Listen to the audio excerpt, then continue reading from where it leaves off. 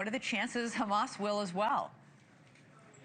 Well, Hamas is under a tremendous amount of pressure from the United States, obviously military pressure from Israel, but also from the Qataris and the Egyptians to sign on. The Right. problem for Hamas, though, is that this 20-point plan essentially asks Hamas not to be Hamas any longer. Laying down their arms, giving up the arms struggle, accepting coexistence with Israel. None of that is in the Hamas charter.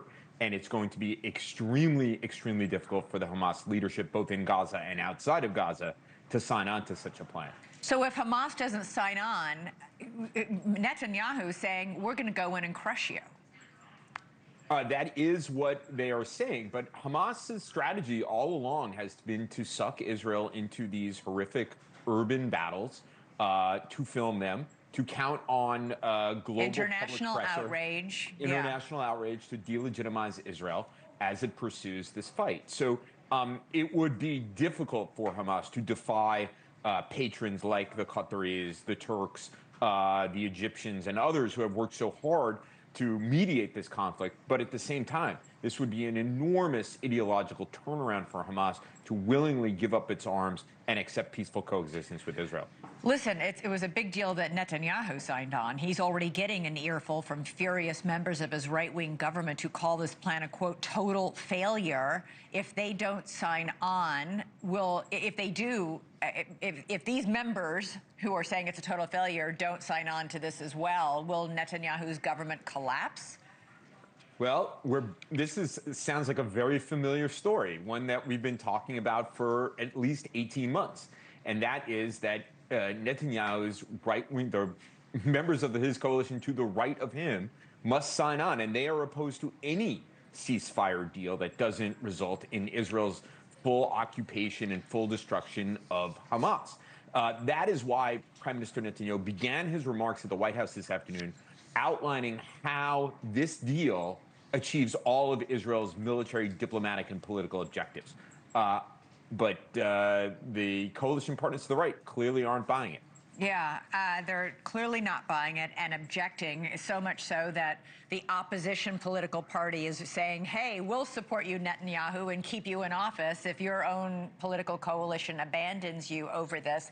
I want to get back to the fact that the Arab countries are pressuring Hamas through President Trump and this plan to not only disarm, but to destroy all of the underground tunnels. That would be an extraordinary thing. They have spent decades, and I can't even count the amount of money they've siphoned off to build those tunnels. Again, what are the chances, do you think, if you had to give it some odds? Is it like 0 chance they accept this plan? 5%? 20%? Or can we be optimistic at all? Well, I would say it's probably less than 30%. Of course, the advantage of this plan is that everybody seems to have coalesced around it, and not just the Arab world. Turkey, Indonesia, Pakistan, huge, important countries in the Muslim world have coalesced around it. I think that the leaders in the region in particular are putting so much pressure on Hamas because they have had enough. This has divided, has created stress and political problems in their own societies. Right. And the battle is clearly lost for Hamas, and to continue it, as the Israelis have vowed to do, presents further problems for the Egyptian leader, the Jordanian leader, other leaders in the region whose populations are inflamed by what they're seeing on television and social media daily. Yeah, and of course, we have this promise that aid would immediately resume into Gaza, aid that is so desperately needed. You know, we've already heard reports that some Gazans are fighting back against Hamas. If word gets out that they will continue to starve because Hamas refuses to come to the table and take this deal, that's something to watch, perhaps. I don't know. Gaza is a tinderbox, and this is what you just point out, a very big problem that countries that want to come in and provide security are going to face. This is a lawless place with a lot of weapons and a lot of different factions.